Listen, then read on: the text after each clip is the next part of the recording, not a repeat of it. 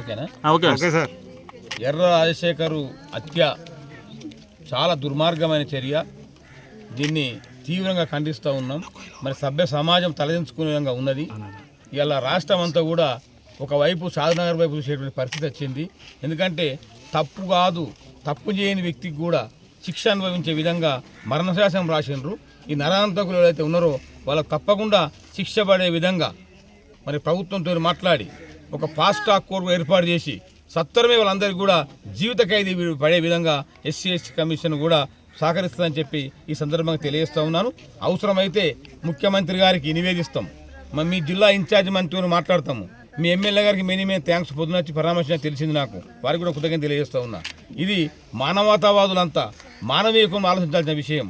మరి ఏంది ఇన్ని 79 సంవత్సరాల తర్వాత కూడా ఒక బ్రదర్ పెళ్లి చేసుకుంటే తమ్ముని పట్టుకపోయి చంపడము, కాలబెట్టడము, ఇది మనుషులు చేసే పనేనా? ఇది ఇంత దుర్మార్గులు వారికి మాత్రము జీవిత ఖైదు పడే విధంగా మేము ప్రభుత్వానికి మా కోర్టుకు కూడా ఏర్పాటు చేస్తామని చెప్పి మాకు తెలియజేస్తూ ఉన్నాను.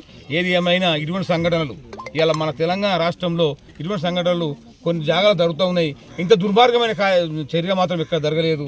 దీని ప్రజాస్వామ్యవాదులు, మేధావులు, ఇతర వర్గాలు కూడా ఇలా బీసీలు అయినటువంటి బీసీలు కానీ ఓసీలు కానీ మేధావులంతా కూడా ఖండించాలి దీన్ని. ఇది దుర్మార్గమైన చర్య. ఈ సభ్య సమాజము తలంచుకునే విధంగా ఉన్నది కనుక దీన్ని అందరూ ఖండించాలని కోరుతూ ఉన్నా. ఏది ఏమైనా ఆ కుటుంబాన్ని ఇలా వాన్నే కాకుండా వాళ్ళ రాజశేఖర్ వాళ్ళ కుటుంబాన్ని కూడా వాళ్ళ అన్నదమ్ములను కానీ వాళ్ళ తండ్రిని కానీ చూస్తూ ఉంటే ఆ ఇల్లును చూస్తూ నాకు కనవిల్లు వచ్చినాయి. ఇంత దౌర్భాగ్య పరిస్థితులు కూడా దళితులు ఉన్నారంటే ఇంత టౌన్ సిటీలో ఉన్నది. ఇది ఈ సాగునాకు చాలా దగ్గర. ఇలా పొద్దుశ్శేరి జిల్లా, రంగారెడ్డి జిల్లాలో కూడా ఇటువంటి దళితులు కూడా ఇటువంటి దుర్భరమైన జీవితం అనుభవిస్తున్నారంటే చూసి నేను తలదించుకొని సిగ్గుపడతా ఉన్నా నేను.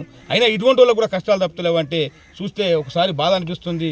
ఉదయం కలిసివేస్తుంది, ఉదయం తగ్గించిపోతుంది నాకు. కానీ ఏదేమైనా వాళ్ళకి శిక్ష పడదాకా నేను ఉంటా.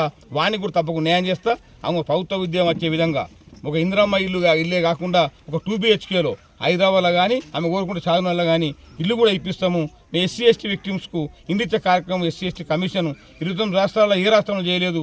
మేడ్చల్ మార్కాజ్ జిల్లా వంచడము. ఇక అదే మీటింగ్ రంగారెడ్డి జిల్లా పెట్టినా వానికి తప్పకుండా హైదరాబాద్లో మంచి ఒక 50 లక్షలు పడుతున్నటువంటి మంచి డబుల్ బెడ్రూమ్ ఇల్లు కూడా ఆమెకి ఇప్పిస్తామని చెప్పి తెలియజేసుకుంటూ ప్రభుత్వ ఉద్యోగం ఇప్పించాలని గౌరవ ముఖ్యమంత్రి గారితో మాట్లాడి జిల్లా ఇన్ఛార్జ్ మనతో